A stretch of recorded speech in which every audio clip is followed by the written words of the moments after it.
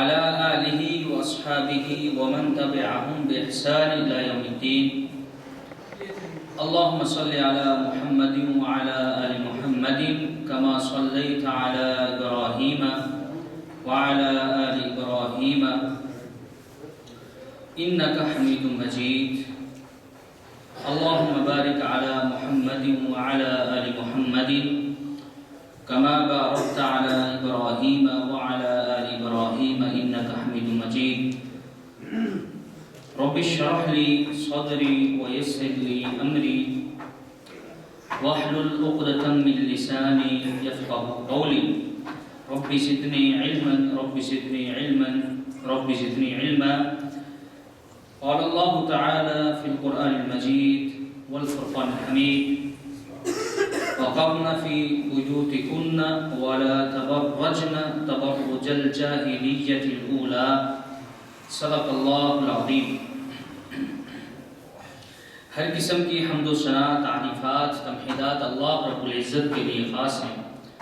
لاکھوں کروڑوں درود و سلام ہوں آقائے دو جہان سید الاولین والآخرین جناب محمد رسول اللہ صلی اللہ علیہ وسلم کی ذات گرامی. اللہ رب العزت نے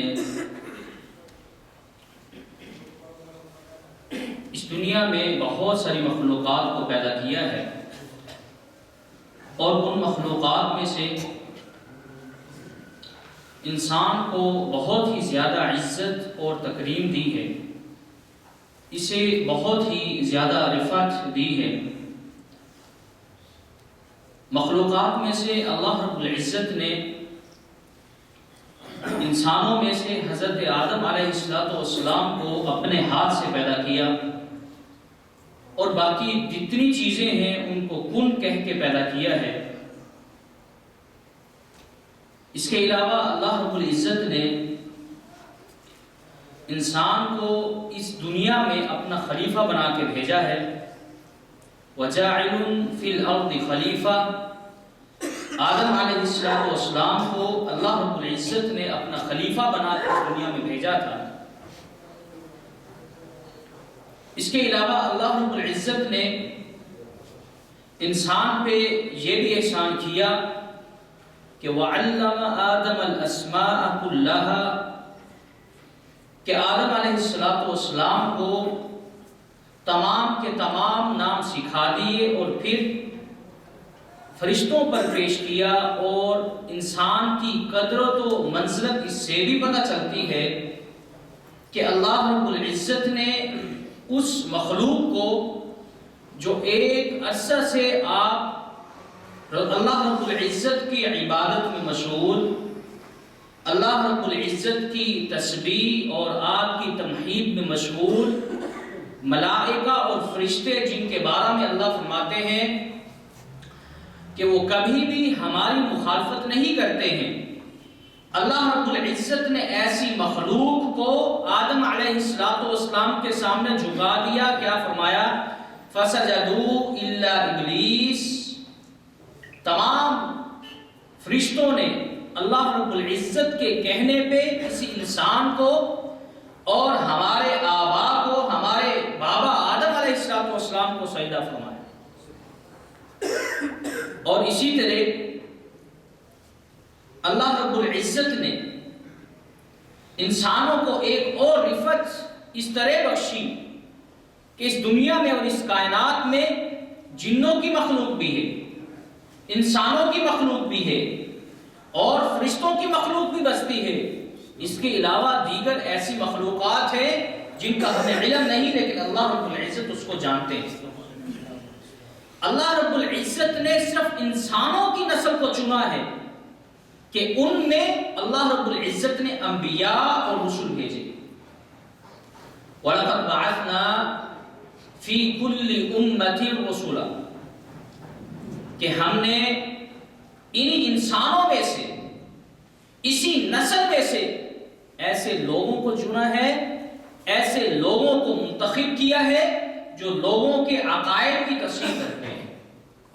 ایسے لوگوں کا انتخاب کیا ہے جو یہ بتاتے ہیں کہ اللہ رب العزت تم سے کیا چاہتا ہے. جو لوگ یہ بتاتے ہیں کہ یہ اللہ رب العزت کا راستہ ہے، آپ نے اس پہ چلنا ہے، اس پہ چلو گے تو تمہیں اجر ملے گا، اگر اس پہ نہیں چلو گے تو پھر عذاب اور اللہ رب العزت کی پکڑ اور اس کا عقاب ہے۔ یہ بھی انبیاء اور رسول اللہ رب العزت نے انسانوں میں سے یہ لڑے لگائی۔ اللہ اکبر کبیرہ۔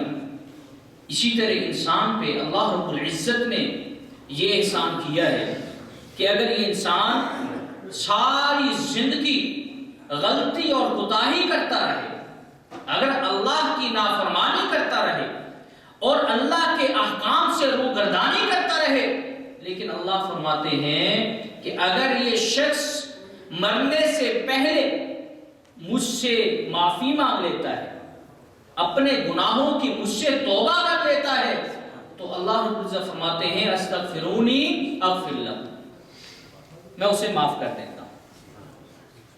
یہ قدرت و منزلت ہے۔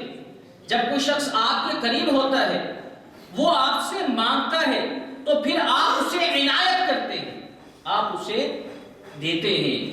اگر آپ اس سے محبت کرتے ہوں تو پھر آپ اسے خوش کر دیتے ہیں۔ تو انسان پہ اللہ رب العزت نے یہ قدرت اور یہ منزلت اور رفعت رکھی ہے کہ ساری زندگی اگر اللہ رب العزت کی نافرمانی میں گزر گئی ہے، زندگی کے کسی پہلو میں، کسی حصے میں اگر وہ اپنے اللہ سے معافی مانگتا ہے تو اللہ رب العزت اسے معاف کر دیتے ہیں۔ اور اللہ رب العزت نے اسی انسان کے لیے جب اس دنیا میں زندگی گزارنے کے بعد وہ رخصت ہو جاتا ہے، اللہ کے پاس چلا جاتا ہے، اگر اس کے اعمال اچھے ہوتے ہیں تو پھر اللہ رب العزت ایسے لوگوں کو جنات سے نوازتے ہیں، ایسے لوگوں کو اللہ رب العزت ایسے باغات عطا کرتے ہیں کہ جس کے نیچے سے نہریں بہتی ہیں۔ کسی اور مخلوق کو یہ نہیں ملے گا۔ اِلَّا الَّذِينَ آمَنُوا وَعَمِلُوا الصَّالِحَاتِ، جو لوگ نیک عمل کرتے ہیں، اللہ پر ایمان لاتے ہیں، أَعَدَّ لَهُمْ جَنَّاتٍ تَجْرِي مِن تَحْتِهَا الْأَنْهَارُ خَالِدِينَ فِيهَا أَبَدًا۔ اللہ فرماتے ہیں کہ میں اسی انسان کی نسل کو قیامت والے دن ایسی جنت عطا کروں گا جس کے نیچے سے نہریں بہتی ہیں۔ یہ کس کے لیے تیار کیا ہے؟ انسان کے لیے تیار کیا ہے نا بھائی۔ اللہ رب العزت نے 4 چیزوں کو اپنے ہاتھوں سے بنایا ہے۔ ایک نے اپنی روح کو پھونکا، حضرت آدم علیہ السلام، عرش کو بنایا، قلم کو بنایا اور جنت عدن کو بنایا۔ اللہ رب العزت نے اپنے ہاتھ سے جنت عدن کو بنایا، اس کے لیے مومن کو، ایمان والے لوگوں کو، ان کو یہ انعام دینے کے لیے کہ اگر تم یہ اپنی ساری زندگی میری تابع داری میں گزارو گے، میری اطاعت میں گزارو گے، تو پھر یہ جنت میں تمہیں قیامت والے دن دے دوں گا۔ انسان کے لیے اللہ رب العزت نے دنیا میں بھی انعامات رکھے ہیں اور آخرت میں بھی اللہ رب العزت نے اس کے لیے انعام رکھا ہے۔ اور انسان کی قدرت و منزلت اس سے پتہ چلتی ہے۔ اللہ رب العزت قرآن مجید میں ارشاد فرماتے ہیں من قاتل نفسا بغیر نفس او فساد فی الارض کانما قاتل الناس جميعا، کہ اگر اس انسان کو بغیر قصاص کے قتل کرو، اگر کسی کا خون بہاؤ گے، اس نے کوئی جرم نہیں کیا ہوا ہے، تو اگر تو اس کا خون بہاتا ہے یا زمین میں فساد کرتا ہے، ایک شخص کا خون بہانا ایسے ہی ہے کہ جیسے تم نے پوری انسانیت کا خون کیا ہے۔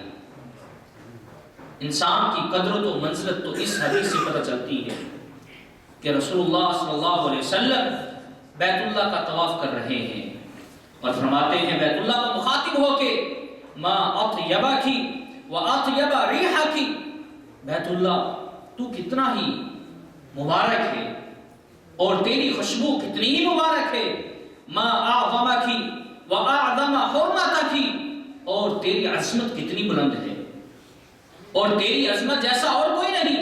اور فرمایا والذی نفس محمد بیدی، اس ذات کی قسم کھا کے کہتا ہوں کہ جس کے ہاتھ میں محمد رسول اللہ صلی اللہ علیہ وسلم کی جان ہے، فرمایا لحرمت المؤمن اعظم عند اللہ حرمتا منکی مالی و دمی، کہ بیت اللہ تمہاری عظمت اپنی جگہ پہ ہے، لیکن ایک مومن کی عزت اور اس کا خون تجھ سے بھی زیادہ ہے۔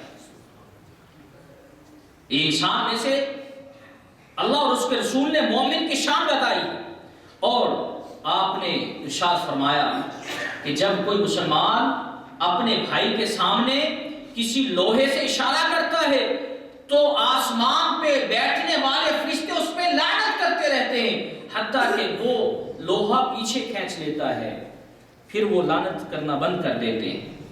یہ انسان کی عزت اور تقریم ہے۔ انسان کی عزت کا اس سے بھی پتہ چلتا ہے کہ آپ نے فرمایا کہ اگر کوئی شخص کسی پہ ظلم کرتا ہے تو قیامت والے دن میں مظلوم کے ساتھ ہوں گا اور ظالم پہ میں دعویٰ دائر کروں گا۔ انسان کی عزت اور قدرت کا اس سے بھی پتہ چلتا ہے کہ اللہ رب العزت نے فرمایا کہ میں نے ظلم کو اپنے اوپر حرام کیا ہے اور میں تمہارے لیے بھی اس کو حرام کرتا ہوں، اگر کوئی کسی پہ ظلم کرے گا تو قیامت والے دن وہ اس کا حساب دے گا۔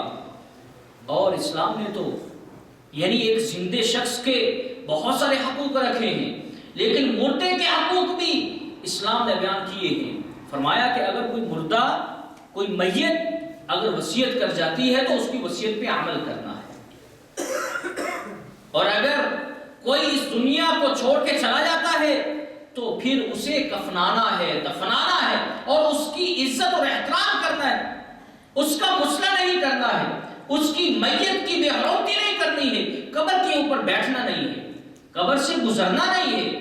جب انسان مر جاتا ہے، اس دنیا سے چلا جاتا ہے، تو پھر بھی اللہ رب العزت نے اس کی تقریم کو زندہ رکھا ہے۔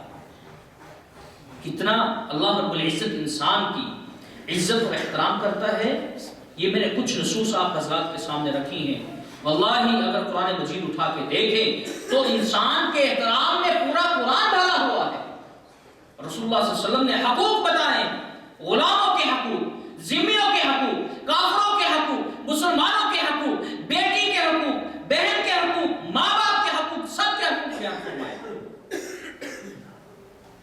اللہ اکبر کبیرہ۔ جب اللہ رب العزت انسان کو اتنی عزت اور تقریم دیتے ہیں تو انسان میں عورت بھی شامل ہے اور مرد بھی شامل ہے۔ یہ جو میں نے آپ حضرات کے سامنے پہلے گفتگو کی ہے، یہ سارا مقدمہ ہے۔ اصل بات اب شروع ہو رہی ہے کہ اللہ رب العزت نے انسان کو اتنی عزت اور تقریم سے نوازا ہے کہ اللہ نے فرمایا ہے کہ جو میرے بندے پہ ظلم کرتا ہے میں اس کو معاف نہیں کرتا۔ اس میں عورت بھی برابر ہے اور مرد بھی برابر ہے۔ لیکن آج کا معاشرہ عورت کے بارے میں کیا کہتا ہے کہ عورت کو اسلام نے پیچھے دھکیل دیا ہے، عورت کا احترام نہیں کرتا ہے، عورت کو حجاب اور پردے کا حکم دیتا ہے، عورت کو بازار میں بیٹھنے سے منع کرتا ہے، عورت کو گھر میں پابند کرتا ہے، عورت کو کہتا ہے کہ تو نے مارکیٹ میں نہیں نکلنا ہے، تو نے رفائی کاموں میں آگے نہیں جانا ہے۔ یہ لوگ عورت کے بارے میں اشکال پیدا کرتے ہیں۔ اللہ اکبر کبیرہ۔ میں قربان جاؤں، رسول اللہ صلی اللہ علیہ وسلم جب اس دنیا میں تشریف لائے، عورتوں کی حالت کسی سے چھپی ڈھپی نہیں ہے، سب کو علم ہے کہ بچیوں کو دفنا دیا جاتا تھا۔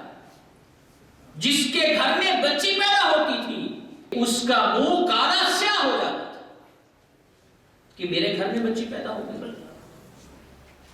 بچیوں کے پیدا ہونے پہ ان کو زندہ درگور کیا جاتا تھا۔ بچیوں کو جب بچیاں بڑی ہو جاتی ان کو رہن رکھا جاتا تھا، ان پہ جوا لگایا جاتا تھا اور ان سے سرعام زنا کیا جاتا تھا اور ان کے آنچل کو چھینا جاتا تھا۔ لیکن اسلام آیا، اسلام نے عورت کو کتنی عزت اور احترام دیا۔ انسان میں دونوں برابر ہیں، لیکن اس کے علاوہ اور احادیث بھی ملتی ہیں۔ کہیں پہ عورت کو ماں کا درجہ دے دیا اور کہا کہ اگر تم جنت پانا چاہتے ہو تو والدین کی خدمت کر دو. اور کہیں پہ فرمایا کہ اس ماں کے پاؤں کے نیچے اللہ نے جنت رکھی ہے. کہیں اس عورت کو بہن کا درجہ دے دیا, کہیں اس عورت کو بیٹی کا درجہ دے دیا. اللہ اکبر کبیرہ. اور جب عورت کو وراثت سے کچھ نہیں ملتا تھا, اسلام نے اسے ایک ورثے میں حصہ دیا. یوصیکم اللہ فی اولادکم للذکر مثل حظ الانثیین. اللہ فرماتے ہیں کہ اس عورت کو مرد کے بدلے میں, اس کے بھائی کے بدلے میں, بیٹے کے بدلے میں ایک حصہ ملے گا. اسلام نے آگے وراثت میں اسے حق عطا کیا. لیکن آج بھی بدبخت ایسے ہیں کہ اپنی بہنوں کو حصہ نہیں دیتے. رسول اللہ صلی اللہ علیہ وسلم نے فرمایا کہ جس نے کسی کی زمین کو غصب کیا, جس نے کسی زمین کو کھا لیا, زبردستی قبضہ کر لیا, قیامت والے دن وہی زمین 7 توقوں سے ملا کے اس کے گلے میں ڈالی جائے گی. اگر آپ حضرات وراثت کے مسائل نہیں جانتے تو آپ کو پوچھنا چاہیے. جنہوں نے اپنی بہن کو اور اپنی بیٹی کو حصہ نہیں دیا ہے, انہیں پوچھنا چاہیے کہ وہ اپنی وراثت کو کیسے تبدیل کریں, کیسے تقسیم کریں. اسلام نے آ کے عورت کو وہ عزت, وہ احترام دیا کہ عورت کے لیے کئی محرم لوگوں کو کھڑا کر دیا, اس کی حفاظت کے لیے, اس کی پروٹیکشن کے لیے. کہیں پہ اس کا بھائی کو کھڑا کیا, کہیں باپ کو کھڑا کیا, اور کہیں ماموں اور چاچوں کو کھڑا کیا. یہ سارے کے سارے اس کے محرم بنا دیے. دین اسلام نے عورت کو یہ احترام عطا کیا ہے, یہ عزت دی ہے. اور اسلام نے ایک عورت کو گھر کا ملکہ بنا دیا ہے, اور یہ ذمہ داری اس کے سر پہ ڈال دی ہے کہ تو نے گھر رہنا ہے اور گھر میں رہ کے اپنے بچوں کی تربیت کرنی ہے. لیکن اس کا مطلب یہ نہیں کہ وہ رفائی کاموں میں حصہ نہیں لے سکتی, وہ کوئی دوسرا کام نہیں کر سکتی ہے. اس کا مطلب ہرگز یہ نہیں ہے. اسلام ہرگز اس سے منع نہیں کرتا ہے. اسلام کہتا ہے کہ سب سے تمہاری پہلی ترجیح تمہارے اپنے بچے, اس کے بعد دوسرا کوئی کام ہے. اللہ اکبر کبیرہ. دین اسلام نے, اللہ نے اور اس کے رسول نے عورت کو حجاب کرنے کا حکم دیا ہے. اور حجاب اللہ اور رسول کی تعلیمات ہیں کہ اگر کوئی عورت حجاب کے ساتھ کوئی دوسرا کام کرتی ہے تو وہ جائز اور اس کے لیے درست ہے. لیکن اگر وہ اپنے چہرے کو ننگا کر کے اور وہ یہ سمجھتی ہے کہ سمر کے اور بن ٹھن کے گھر سے نکلتی ہے, اور وہ یہ سمجھتی ہے کہ وہ اسلام کی یا لوگوں کی خدمت کر رہی ہے, لوگوں کی خدمت تو کر رہی ہوگی لیکن وہ اسلام کی اور اللہ اور اس کے رسول کی مخالفت کر رہی ہے. کیوں؟ کیونکہ اللہ رب العزت قرآن مجید میں فرماتے ہیں وَمَا كَانَ لِمُؤْمِنٍ وَلَا مُؤْمِنَةٍ إِذَا قَضَى اللَّهُ وَرَسُولُهُ أَمْرًا, کہ کسی مومن کے لیے اور کسی مومنہ کے لیے جائز نہیں ہے کہ کسی بارے میں اللہ اور اس کے رسول حکم صادر فرما دے, اور حکم صادر ہونے کے بعد أَن يَكُونَ لَهُمُ الْخِيَرَةُ مِنْ أَمْرِهِ, پھر وہ اس میں کچھ شک کرے, اس میں تذبذب ہو, تو پھر وہ یاد رکھے کہ وَمَن يَعْصِ اللَّهَ وَرَسُولَهُ فَقَدْ ضَلَّ ضَلَالًا بَعِيدًا, کہ جس نے اللہ اور اس کے رسول کی مخالفت کی وہ بہت دور کی گمراہی میں چلا گیا. اس کا ایمان تو لٹ گیا, اس نے تو اسلام کو اپنے کندھوں سے اتار دیا, اور جو اللہ نے اس کے لیے انعام رکھا تھا, جو عزت رکھی تھی, وہ ساری کی ساری اس نے خود ختم کر دی ہے. اللہ اکبر کبیرہ. اور کہا جاتا ہے کہ یہ جو حجاب ہے یہ عورتوں کی ترقی میں ممنوع ہے, عورتوں کی ترقی کو روکتا ہے. تاریخ کی کتاب اٹھا کے دیکھیں کہ صفیہ بنت عبد المطلب کیسے وہ جنگی ماہر تھی, جنگی حربات جانتی تھی. تاریخ اٹھا کے دیکھیں, احادیث کو کو دیکھیں، حضرت عائشہ بنت ابی بکر رضی اللہ تعالی عنہ، اللہ اکبر کبیرہ، حدیث کا ایک لمبا سلسلہ ان سے. اسی طرح حضرت عائشہ بنت عبد الرحمن، ان سے علوم حدیث پہ کتنا علم موجود ہے.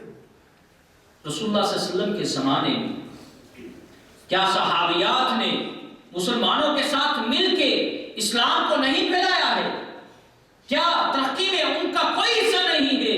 جس کے بارے میں رسول اللہ صلی اللہ علیہ وسلم فرمایا خیر القرون قرنی ثم الذین یلونہم ثم الذین یلونہم ثم الذین یلونہم، کہ زمانوں میں سے بہترین زمانہ وہ میرا زمانہ ہے، اور پھر میرے بعد والے آنے والا زمانہ ہے، اور پھر اس کے بعد آنے والا زمانہ ہے. 3 زمانوں کے بارے میں آپ نے فرمایا کہ یہ بہترین زمانوں میں سے ہیں. اور اس زمانے میں صحابیات کا کیا طریقہ تھا؟ وہ اپنے گھر سے باہر کیسے نکلتی تھی؟ کیا اپنے چہرے کو ننگا کر کے نکلتی تھی؟ اللہ اکبر کبیرہ. آج دیکھیے اپنے بازاروں میں، آج دیکھیے اپنی عیدگاہوں میں، حالانکہ عیدگاہ نماز پڑھنے کے لیے اور رسول اللہ صلی اللہ علیہ وسلم کا حکم ماننے کے لیے ہے، لیکن آج مسلمان کی بیٹی، مسلمان کی بہو، مسلمان کی اللہ اکبر کبیرہ بیوی، اگر وہ بازار نکلتی ہے، اگر وہ عیدگاہ نکلتی ہے تو اپنے چہرے کو بنا کے اور سنوار کے نکلتی ہے. ایک بات یاد رکھیے، ہمیشہ وہی شخص اپنے گھر والوں کو پردے کا حکم دیتا ہے، حجاب کا حکم دیتا ہے، ان کو گھر میں رہنے کا حکم دیتا ہے جس کے ہاں غیرت ہے. غیرت والا شخص کبھی یہ نہیں چاہتا ہے کہ اس کی بیٹی، اس کی بہن، اس کی ماں وہ لوگوں کے سامنے آئے اور لوگوں کو اپنا چہرہ دکھائے. کبھی بھی غیرت والا شخص نہیں چاہتا ہے. اور یاد رکھیے کہ صحیح بخاری میں رسول اللہ صلی اللہ علیہ وسلم فرماتے ہیں کہ اللہ رب العزت کو سب سے زیادہ اس وقت غیرت آتی ہے کہ جب اس کا بندہ اور اس کی بندی وہ زنا کرتی ہے. دنیا میں سب سے زیادہ غیرت اللہ کو آتی ہے. اور رسول اللہ صلی اللہ علیہ وسلم نے فرمایا کہ ثلاثۃ قد حرم اللہ علیہم الجنہ، کہ 3 ایسے لوگ ہیں کہ جن کے اوپر اللہ رب العزت نے جنت کو حرام قرار دے دیا ہے. اس میں ایک وہ جو ہمیشہ شراب پیتا ہے، اور دوسرا وہ جو والدین کی نافرمانی کرتا ہے، اور فرمایا تیسرا وہ دیوس شخص، اس پہ اللہ رب العزت نے جنت کو حرام قرار دے دیا. اور فرمایا، صحابہ نے پوچھا اللہ کے رسول دیوس کون ہوتا ہے؟ فرمایا کہ دیوس وہ ہوتا ہے کہ جس کے گھر والوں کی بے عزتی کی جائے، ان کی عزت کو اچھالا جائے، وہ اس کے گھر والے زنا کرے، فحاشی والے کام کرے، لیکن اس کے سربراہ کو، اس کے باپ کو، اس کے خاوند کو غیرت نہ آئے. کتنی بڑی بات کی آپ نے. فرمایا کہ دیوس پہ اللہ رب العزت نے جنت کو حرام قرار دے دیا ہے. لیکن آج بیٹی بن سور کے گھر سے نکلتی ہے، اس کا ذمہ دار کون ہے؟ آج بیوی اپنے چہرے پہ میک اپ لگا کے اپنے ہی رشتہ داروں کے سامنے، جن کے بارے میں اللہ اور اس کے رسول نے پردے کا حکم دیا ہے، اس کے سامنے اپنے چہرے کو کھول کے، اس کا ذمہ دار کون ہے؟ غیرت بہت بڑی چیز ہوتی ہے. غیرت وہ عزو اور وہ عنصر ہے، وہ روشنی اور وہ ایمان ہے کہ جو کسی کے دل میں بیٹھ گیا وہی مومن ہے. غیرت انسان کو یہ کام کرنے سے روکتی ہے. غیرت کہتی ہے کہ یہ کام اللہ اور اس کے رسول نے منع کیا ہے، لہذا ہم نے یہ کام نہیں کرنا ہے. اللہ اکبر کبیرہ. اور یاد رکھیے جو حجاب ہے، عورت کا پردہ کرنا ہے، یہ اس کی اپنی عفت ہے، اس کی اپنی حفاظت ہے. جب عورت اپنے چہرے کو ننگا کرے گی، گلی سے گزرے گی، بازار سے گزرے گی، لوگ اس کو دیکھیں گے تو پھر شیطان ان کے دل میں گھر کر جائے گا. پھر کیا ہوتا ہے؟ آپ اخبار اٹھا کے دیکھیے، روزانہ کی بنیاد پہ الیاذ باللہ کتنی خبریں ایسی چھپتی ہیں کہ فلاں عورت کو زیادتی کا نشانہ بنا دیا. سبب کیا ہے؟ دیکھو قرآن کیا کہتا ہے، اللہ نے بتا دیا ہے، اب ہمارا کام ہے کہ ہم اس چیز کو تلاش کریں جو اللہ رب العزت نے فرمایا ہے۔ اللہ رب العزت فرماتے ہیں یا ایھا النبی قل لازواجک وبناتک ونساء المؤمنین یدنین علیہن من جلابیبہن، اے نبی صلی اللہ علیہ وسلم اپنی بیویوں کو اور اپنی بیٹیوں کو اور مومن کی عورتوں کو کہہ دیجئے کہ وہ اپنے اوپر، اپنی چھاتی، سینے پہ، چہروں پہ، اپنے سروں پہ ایک بڑی چادر ڈال دیں۔ بڑی چادر ڈالنے سے ہوگا کیا؟ اللہ اکبر کبیرہ، ذالک ادنی ان یعرفن فلا یؤذین، وجہ اللہ نے بتا دی ہے کہ یہ قریب ہے کہ جب یہ اپنے چہرے کو ڈھانپ لے گی اور اپنے سینے کو چھپا لے گی اور اپنے اوپر بڑی چادر لے لے گی، ذالک ادنی ان یعرفن فلا یؤذین، اللہ رب العزت فرماتے ہیں قریب ہے، ممکن ہے کہ ان کو ایذا نہ دی جائے، ان کو کسی مشکل کا سبب اور باعث نہ بننا پڑے۔ آپ دیکھیں جو بے پردہ عورت ہوتی ہے، جس کا چہرہ نکلا ہوا ہو اور دوپٹہ بھی برائے نام اس نے سر پہ لیا ہوا ہو، گلی کے سارے لوفر اس کی طرف دیکھتے ہیں، جتنے بھی نکمے لوگ گلی میں کھڑے ہوتے ہیں وہ سارے کے سارے للچائی آنکھوں سے دیکھتے ہیں، لیکن اگر برقعے والی نکلے تو کیا کہتے ہیں کہ چھوڑو یہ تو ملوانی ہے، اس نے تو برقع ڈالا ہوا ہے، اس نے تو اپنے چہرے کو اور سر کو چھپایا ہوا ہے۔ واللہ العظیم یہ آپ تجربہ کر کے دیکھ لیں، آپ دیکھیں کہ برقعے والی عورت کو بہت کم لوگ دیکھتے ہیں، اگر دیکھتے ہیں تو نظریں نیچی کر لیتے ہیں، لیکن بے پردہ عورت ہو اور اپنے شباب میں مست ہو اور اس نے میک اپ کیا ہوا ہو تو کیسے ممکن ہے کہ لوگ اس سے فتنے میں نہ پڑے؟ اور رسول اللہ صلی اللہ علیہ وسلم نے کیا فرمایا کہ راستے میں اگر کوئی چیز ایذا دینے والی پڑی ہو اس کو ہٹا دینا چاہیے، اور فرمایا کہ یہ ایمان کا سب سے نچلا ترین درجہ ہے۔ میں اپنی بہنوں سے سوال کرتا ہوں کہ جب آپ گلیوں میں نکلتی ہیں تو اس وقت اللہ اکبر کبیرہ کتنے لوگ آپ کے فتن میں پڑ جاتے ہیں۔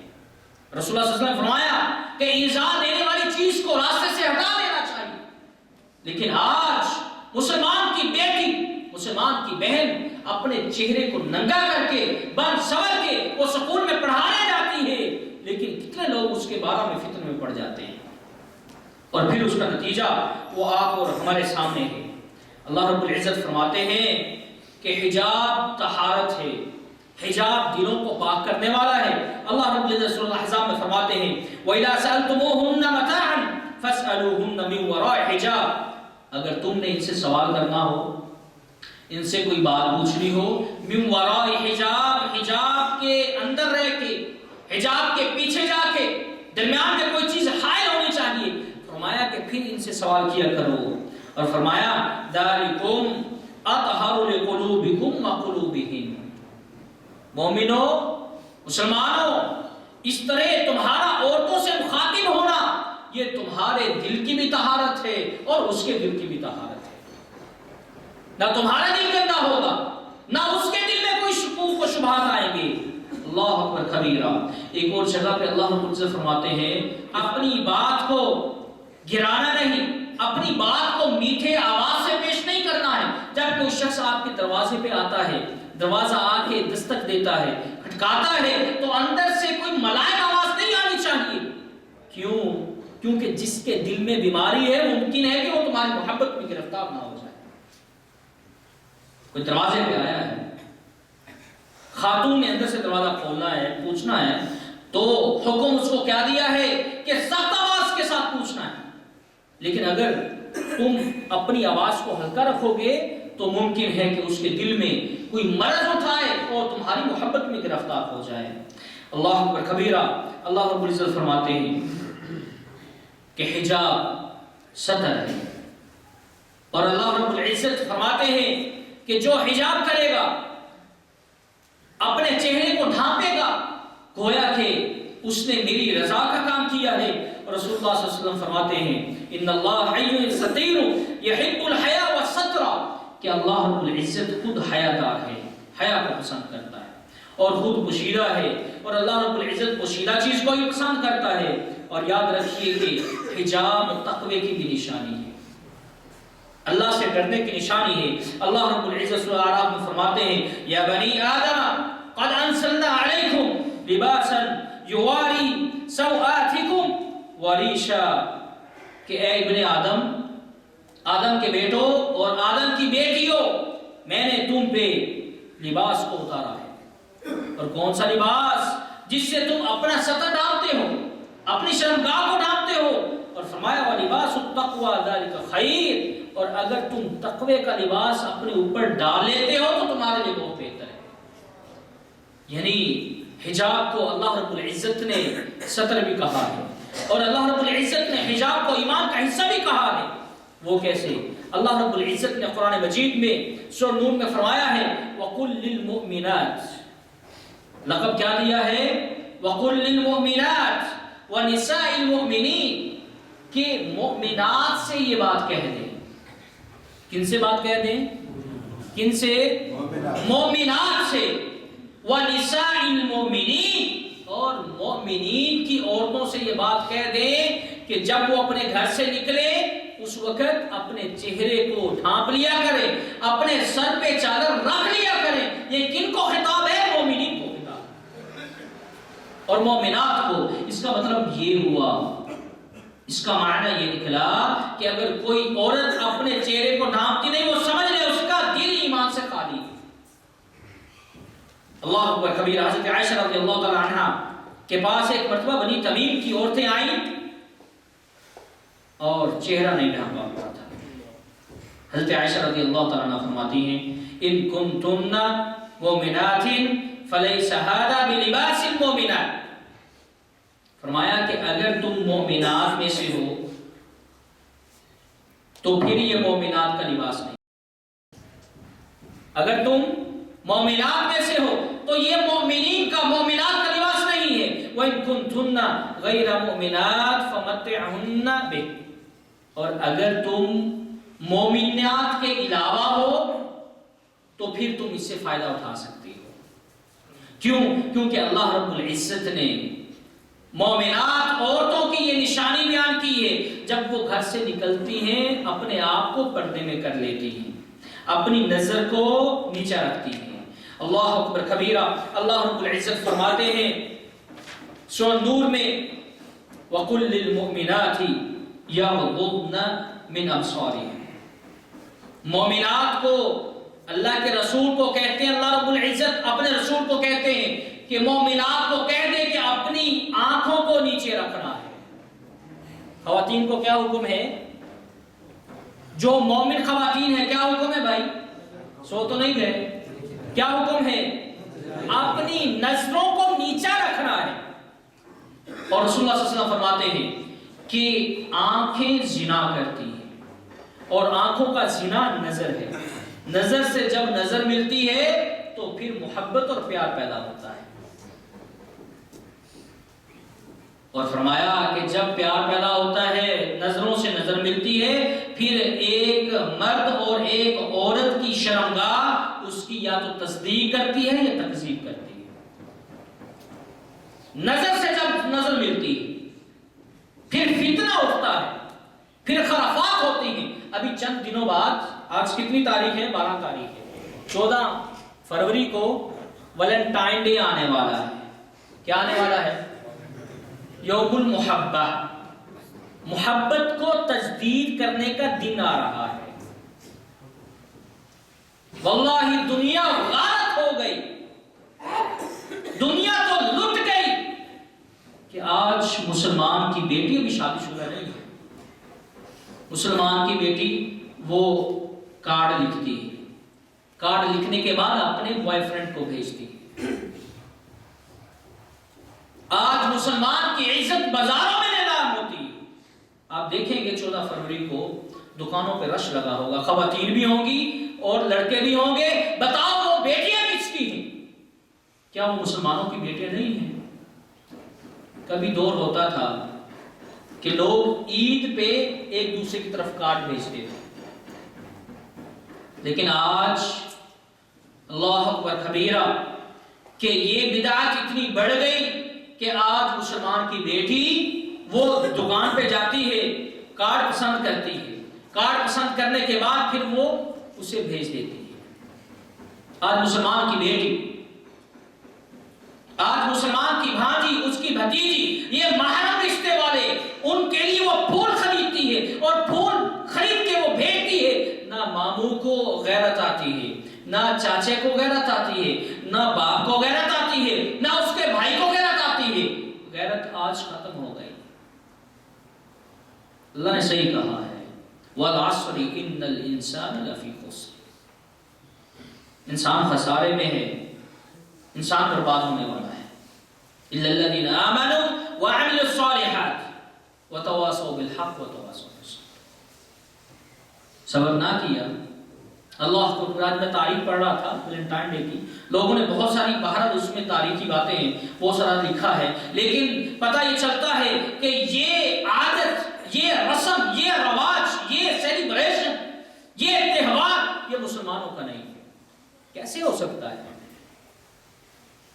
کیسے ہو سکتا ہے؟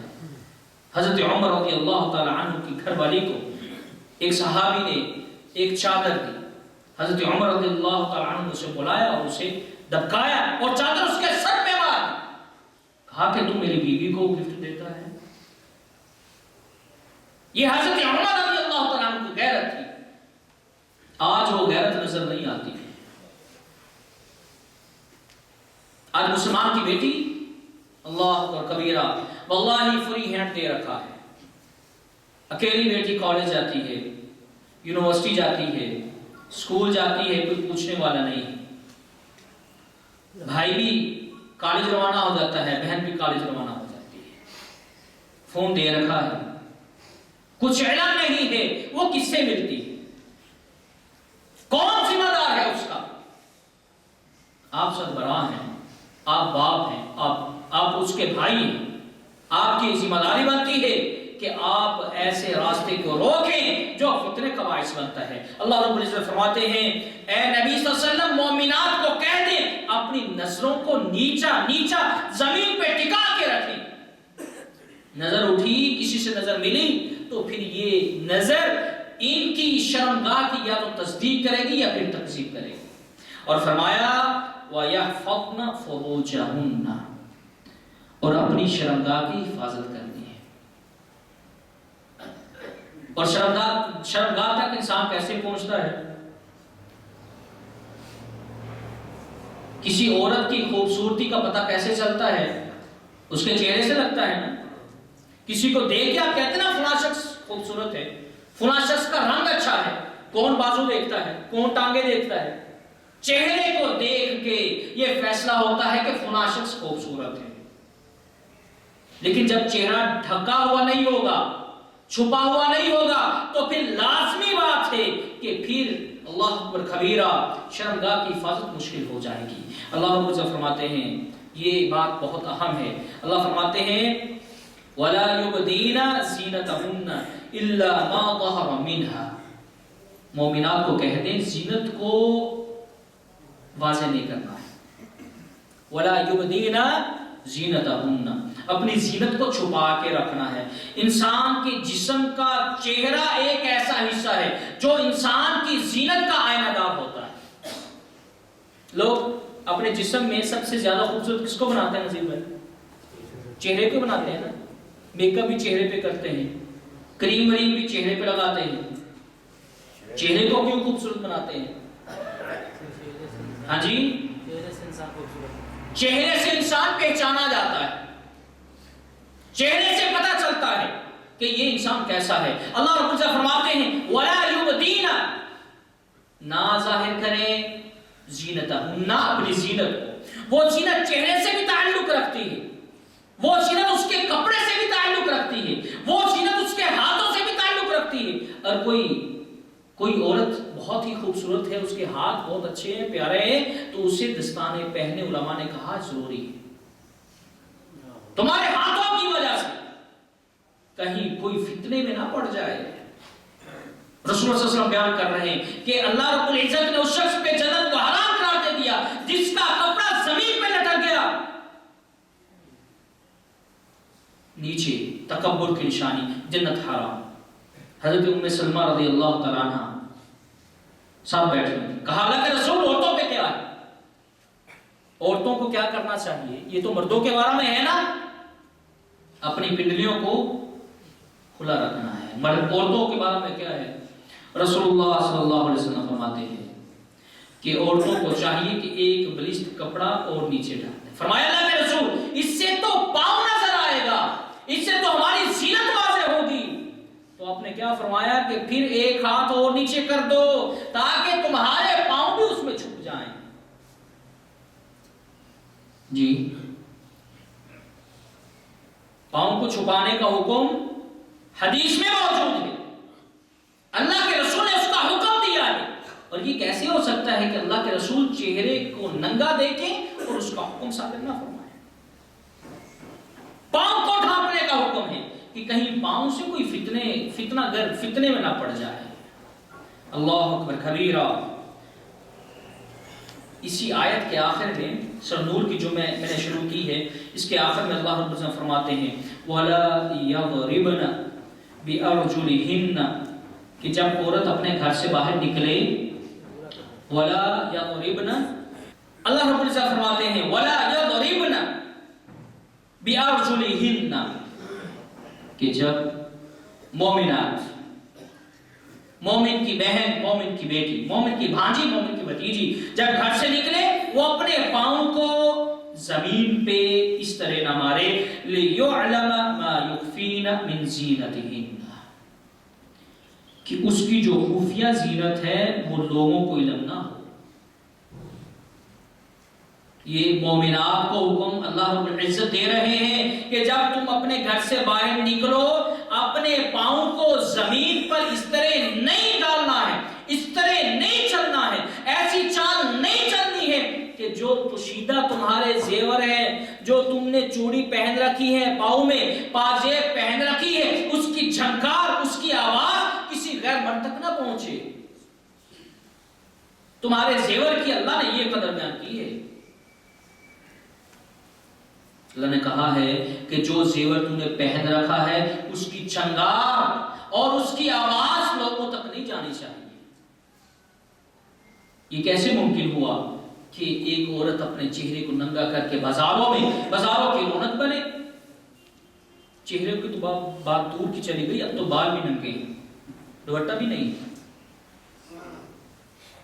اللہ اکبر کبیرہ۔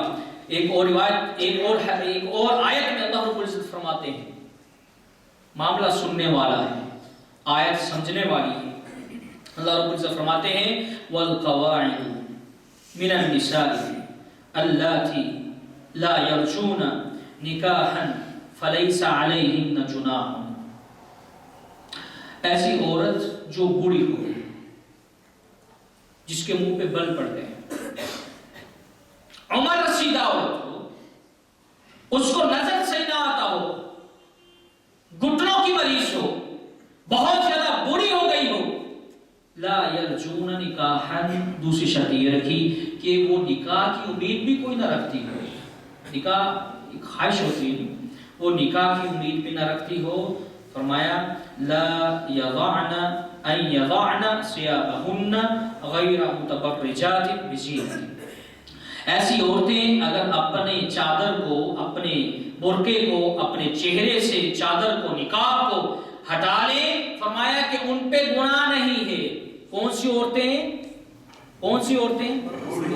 بوڑھی عورتیں اور جن میں نکاح کی امید نہیں ہے، اگر وہ اپنے چہرے سے نقاب کو اتار دیتی ہیں، لا جناح، ان کے لیے کوئی گناہ نہیں کہ اگر وہ اپنے چہرے کو ننگا کر لیں۔ لیکن جو عورت نکاح کی خواہش بھی رکھتی ہے، جوان بھی ہے، خوبصورت بھی ہے، یہ کیسے ممکن ہے کہ وہ چہرے کے بغیر اللہ رب العزت اس کو پسند کرتا ہو؟ بلکہ اسی آیت میں اللہ رب العزت فرماتے ہیں وَإِن يَسْتَعْفِفْنَ خَيْرٌ لَهُنَّ، اگر اس سے بھی بچی رہیں بوڑھی عورتیں جو نکاح کی امید نہیں رکھتی، اگر وہ بھی پردہ تو یہ ان کے لیے بہتر ہے۔ بوڑھی عورتوں کے لیے بھی کون سی حالت بہتر قرار دیا کہ وہ بھی پردہ کریں، لیکن اگر چادر گر جاتی ہے، بوڑھیوں کو زیادہ خیال نہیں جاتا ہے، تو اسلام نے اس سے خود منع کر دیا ہے، خود رعایت دے دی ہے، لا جناح علیہ، ایسی عورتوں پہ کوئی گناہ نہیں۔ لیکن جوان دوشیزہ پہ اللہ نے اور اس کے رسول نے نقاب کرنا واجب قرار دیا ہے۔ اسی طرح اللہ اکبر کبیرہ، سورہ احزاب میں اللہ رب العزت فرماتے ہیں، ابھی وہ حصہ جو میں نے چھوڑا تھا، ابھی وہ اللہ رب العزت فرماتے ہیں کہ لا جناح علیہ، کہ عورتوں پہ کوئی گناہ نہیں ہے کہ وہ اپنا چہرہ ان لوگوں کے سامنے کھول دے، ان لوگوں کے سامنے اپنے چہرے کو اگر کھول دیں تو پھر کوئی گناہ نہیں۔ وہ کون ہے؟ فی آبائہن، تمہارے باپ، ایک تو سکا باپ ہوتا ہے، ایک سسر بھی بن جاتا ہے شادی کے بعد۔ فی آبائہن، تمہارے باپ، ولا ابنائہن، اور تمہارے بیٹے، ولا اخوانہن، تمہارے بھائی، ولا ابناء خوانہن، کیا بنے؟ جی بھتیجے بنے، ہاں، ولا ابناء خواتہن، کیا بنے؟ بھانجے بنے، اور فرمایا ولا نسائہن، اور وہ عورتیں جو تمہاری طرح ہیں، یعنی عورت سے پردہ نہیں کرے، ٹھیک ہے۔ اور فرمایا وما ملکت ایمانہن، اور جو تمہارے غلام ہیں جن کو تو نے خرید رکھا ہے، ان سے بھی پردہ نہیں، ان کے سامنے لا جناح علیہن، تم پہ کوئی گناہ نہیں، تو ان کے سامنے اپنے چہرے کو کھول سکتی۔ واتقین اللہ، اللہ سے ڈرتی رہو، ان کے سامنے اگر چہرہ کھولنا بھی ہے پھر بھی اللہ سے ڈرتے رہو، کہیں تم فتنے میں نہ پڑ جاؤ۔ یہ اللہ نے یہ وضاحت کیوں فرمائی؟ اس لیے فرمائی، بتا دیا، سمجھا دیا کہ یہ ایک قاعدہ ہے، یہ ایک قانون ہے، اس قانون کے تحت ان لوگوں کے سامنے تو اپنا چہرہ کھول سکتے ہیں، اپنے ہاتھوں کو کھول سکتی ہے، اپنے پاؤں کو کھول سکتی ہے، لیکن ان کے علاوہ کسی اور کے سامنے اپنے چہرے کو اور ظاہری زینت کو کھولنا جائز اور درست نہیں ہے۔ اور یہی لوگ اس عورت کے حفاظت کرنے والے ہیں۔ سب سے پہلے غیرت باپ کو آنی چاہیے، باپ کو نہیں آتی تو بھائی کو آنی چاہیے، بھائی کو نہیں آتی تو پھر بھتیجوں کو آنی چاہیے، پھر بھانجوں کو آنی چاہیے، لیکن اگر سارے ہی دیوس بن جائیں تو پھر جنت میں ان کا داخلہ نہیں ہے۔ حدیث میں نے آپ کے سامنے رکھا، اللہ اکبر کبیرہ، ایک حدیث میں آتا ہے رسول اللہ صلی اللہ علیہ وسلم فرماتے ہیں اذا خاطب احدکم امرأة فلا جناح علیہ ان ينظر الیہا، کہ کوئی حرج والی بات نہیں ہے، کوئی گناہ تم پہ نہیں ہے کہ اگر تم کسی عورت کو نکاح کے غرض سے، نکاح کے نیت سے اگر تم اس سے نکاح کرنا چاہتے، نیت یہ ہے تو دیکھو کہ تم پہ گناہ نہیں۔ اب کس کو دیکھ رہا ہے؟ عورت کو دیکھ رہا ہے، کون دیکھ رہا ہے؟ مرد دیکھ رہا ہے۔ تو کیا فرمایا کہ اگر مرد عورت کو نکاح کی نیت سے، نکاح کے مقصد سے دیکھتا ہے تو کوئی گناہ نہیں،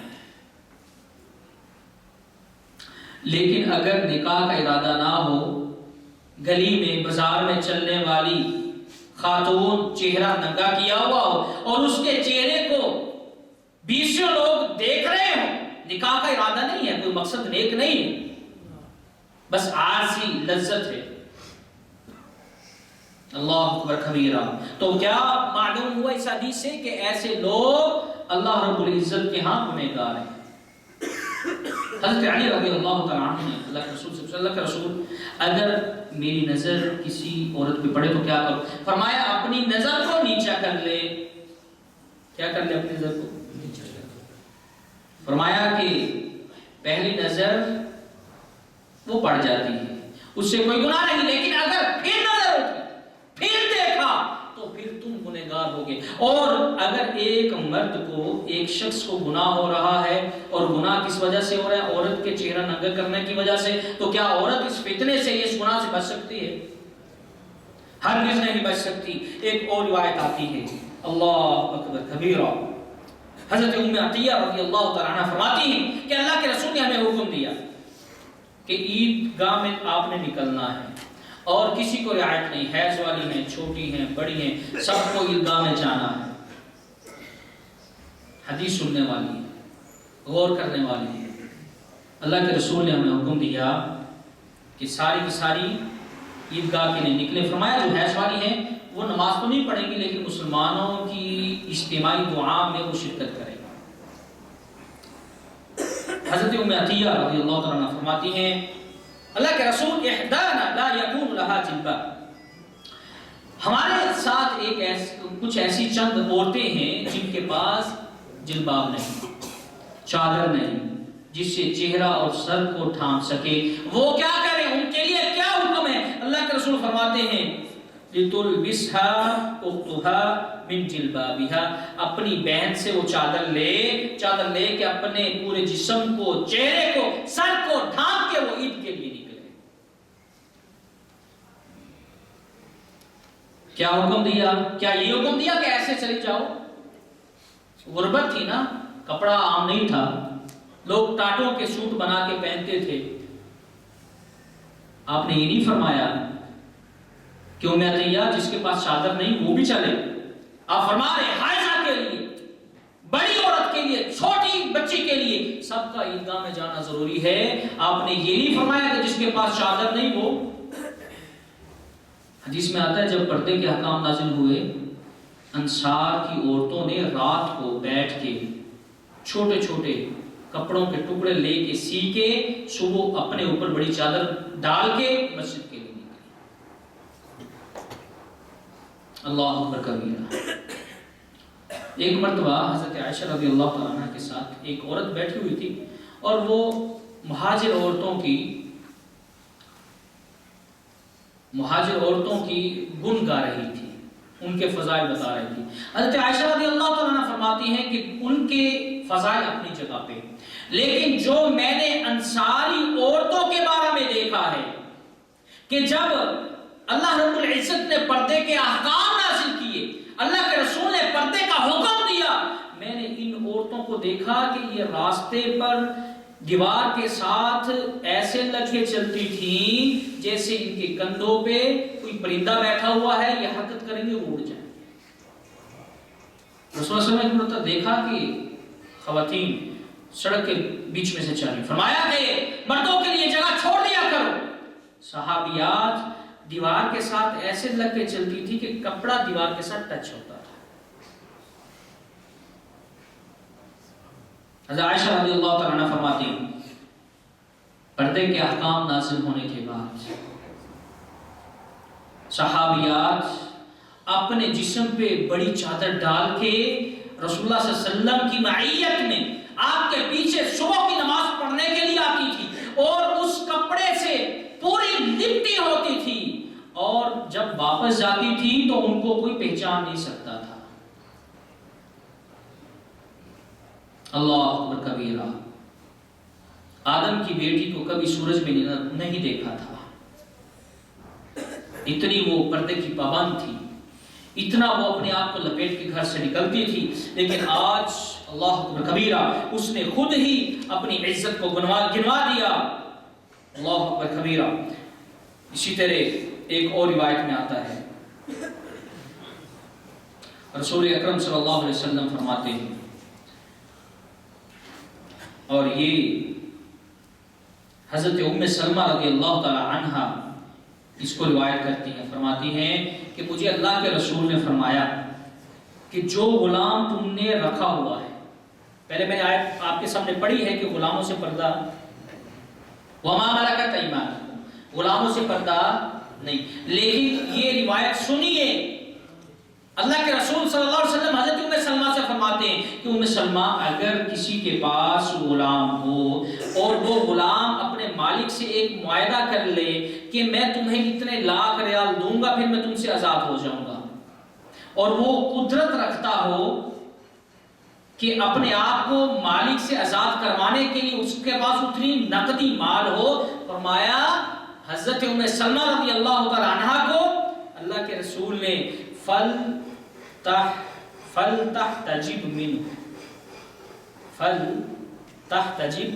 مِنْهُ، پھر تم کو اس سے پردہ کرنا ہے۔ غلام ایسا جو یہ قدرت نہیں رکھتی ہے، غلام ایسا جو قدرت رکھتا ہے اپنے آپ کو مالک سے آزاد کروا لے، تو پھر وہ سمجھ لے کہ اس کو اس سے پردہ کرنا ہے، اپنے چہرے کو چھپانا ہے۔ حضرت عائشہ رضی اللہ تعالیٰ عنہ فرماتی ہیں، مسند احمد کی اور سنن ابو داؤد کی روایت ہے، فرماتی ہیں کہ ہم رسول اللہ صلی اللہ علیہ وسلم کی معیت میں اور آپ کے ساتھ حج کر رہی تھی، ہم طواف کر رہی تھی، اور طواف کے دوران چونکہ چہرے کو ننگا کرنا واجب ہے عورت کے لیے، چہرے کو ننگا کرنا عورت کے لیے واجب ہے، لیکن ایک مسئلہ یہ بھی سن لیں کہ اگر واجب سے زیادہ واجب تر آ جائے، مضبوط واجب آ جائے، تو پھر واجب کو چھوڑ دیا جاتا ہے۔ جب زیادہ مضبوط واجب آ جائے، حضرت عائشہ رضی اللہ تعالیٰ عنہ فرماتی ہیں کہ ہم اپنے چہرے کو طواف کی حالت میں ننگا کیے ہوئے تھی، اور فَإِذَا حَاسُوا بِنَا صَدَلَتْ إِحْدَانَا جِلْبَابَهَا مِنْ رَأْسِهَا عَلَى وَجْهِهَا، جب لوگ ہمارے قریب آتے ہم سر پہ جو رکھا ہوا کپڑا ہوتا اس کو اپنے چہرے پہ گرا دیتے، اور جب وہ ہم سے دور ہوتے جاوزونا کشفناہ، جب مرد ہم سے دور ہوتے پھر ہم اپنا چہرہ ننگا کر لیتی۔ لیکن آج کل جتنا رش ہوتا ہے تو عورت کو اپنے اس واجب کو پورا کرنا ہے جو کہ حضرت عائشہ رضی اللہ تعالی عنہ نے پورا کیا ہے، چہرے کو ننگا کرنا واجب، لیکن جب لوگ آئے، صحابہ آئے، تو آپ نے وہ اپنے سر سے کپڑا اپنے چہرے پہ ڈال دیا۔ امہات المؤمنین ازواج مطہرات کے بارے میں حکم یہ ہے کہ جو عورت رسول اللہ صلی اللہ علیہ وسلم کے نکاح میں آ گئی، آپ کی بیوی بن گئی، وہ امہات المؤمنین میں شامل ہو گئی، وہ ام المؤمنین بن گئی، ان سے نکاح نہیں ہو سکتا ہے، خواہ آپ کی زندگی میں وہ ہو یا نہ ہو، ان سے نکاح۔ لیکن وہ کیا کر رہی ہیں؟ اپنے چہرے کو چھپا رہی ہیں، ان سے نکاح نہیں ہو سکتا، وہ فتنے میں نہیں پڑ سکتی، لیکن اپنے چہرے کو وہ صحابیوں سے چھپا رہی۔ صحابیوں کے بارے میں اللہ رب العزت نے فرمایا رضی اللہ عنہم ورضوا عنہ الصحابۃ کلهم عدول، صحابی تمام کے تمام وہ عادل ہیں، ان کی نیت کے بارے میں شک نہیں کیا جا سکتا، ایمان کا حصہ اللہ نے ان کو سرٹیفکیٹ دے دیا ہے۔ ان لوگوں کے سامنے کس نے پردہ کیا؟ کس نے اپنے چہرے کو ڈھانپا؟ جی کس نے ڈھانپا؟ بتاؤ بھائی، سوئے ہوئے ہو، کس نے ڈھانپا؟ حضرت عائشہ رضی اللہ تعالی عنہ نے۔ لیکن آج عام عورت جو صحابیہ بھی نہیں ہے، عام مسلمان کی بیٹی ہے اور عام مسلمان کی بیوی ہے، وہ اپنے چہرے کو نہیں ڈھانپتی، کہتی ہے کہ پردہ تو دل کا ہوتا ہے۔ پردہ کس کا ہے؟ پردہ کس کا ہے؟ بتاؤ یار، پردہ کس کا ہے؟ کہتے ہیں نا سب بتاؤ کیا کہتے ہیں؟ پردہ کس کا ہے؟ دل کا پردہ ہے، آنکھ کا پردہ ہے۔ اللہ اکبر کبیرہ۔ واللہ صحابیات اپنے گھر سے نکلتی تھی، حضرت عبداللہ بن مسعود کا قول ہے، آپ فرماتے ہیں کہ صحابیات جب گھر سے نکلتی تھی اپنے سارے جسم کو ایک بڑی چادر کے ساتھ ڈھانپ کے نکلتی تھی، حتیٰ کہ ایک آنکھ کو صرف اس پردے سے نکالتی تھی تاکہ رستہ نظر آ جائے۔ حضرت عبداللہ بن مسعود رضی اللہ عنہ فرماتے ہیں کہ اگر رستہ دیکھنے کی ضرورت نہ ہو تو پھر اس کو آنکھ بھی پردے سے نہیں نکالنی چاہیے۔ اللہ اکبر کبیرہ۔ آخری بات کر کے اپنی گفتگو کو سمیٹتا ہوں۔ یاد رکھیے میرے بھائیوں، آپ کو میں نے بیان کیا ہے، تفصیل کے ساتھ آپ حضرات کے سامنے رکھا ہے، بہت ساری اور چیزیں تھیں لیکن وقت ختم ہونے والا ہے۔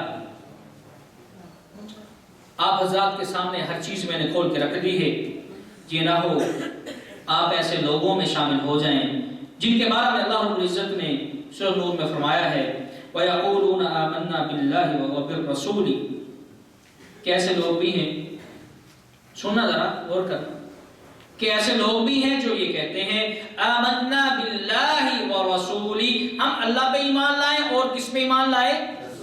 رسول پر بھی ہم ایمان لائے۔ سب کہتے ہیں کہ نہیں کہتے؟ کہتے ہیں۔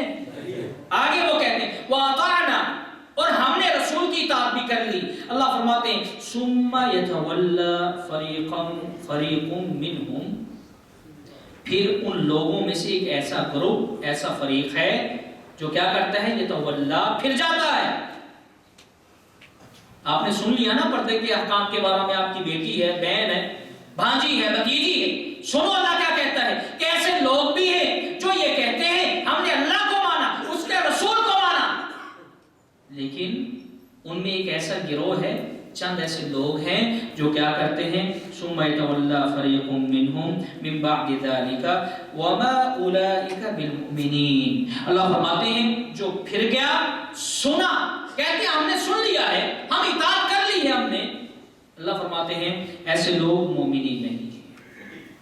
وَإِذَا دُعُوا إِلَى اللَّهِ وَرَسُولِهِ لِيَحْكُمَ بَيْنَهُمْ، جب ان کو کہا جاتا ہے، بلایا جاتا ہے کہ اللہ اور اس کے رسول نے جو حکم دیا ہے نا، لیحکما، جو اللہ اور اس کے رسول نے حکم دیا ہے، جو میں نے آپ کے سامنے سنایا ہے، اس کی طرف آؤ، تو کیا کہتے ہیں؟ اللہ اکبر کبیرہ، اذا فریق منہم موردون، ان میں ایک گروہ اعراض کرنے والا ہوتا ہے۔ ہاں ہم نے سنا ہے، قرآن میں بھی موجود ہے، حدیث میں بھی موجود ہے، لیکن کیا کریں، اللہ رب العزت ایک اور جگہ پہ فرماتے ہیں، سننے والا معاملہ ہے، اللہ فرماتے ہیں وَمَن يُطِعِ اللَّهَ وَرَسُولَهُ، جس نے اللہ اور اس کے رسول کی بات کو سنا اور اطاعت کی، وَيَخْشَ اللَّهَ، اور اللہ سے ڈر گیا، وَيَتَّقِهِ، اور رو لیا اور اللہ سے معافی مانگ لی، اور جو حکم اللہ اور اس کے رسول نے دیا اس پہ اگر عمل کر لیا، اللہ فرماتے ہیں فَأُولَئِكَ هُمُ الْفَائِزُونَ، تم کامیاب لوگ ہو، تم جنت پانے والے لوگ ہو۔ اللہ رب العزت سے دعا کرتا ہوں کہ اللہ رب العزت ہمارے تمام الٹے معاملات کو سیدھا کر دے اور ہمیں دین پہ زیادہ استقامت سے چلنے کی توفیق عطا فرمائے، اور جو ہم سے غلطی کوتاہی ہوگی اس سے معاف فرمائے۔ وآخر دعوانا الحمدللہ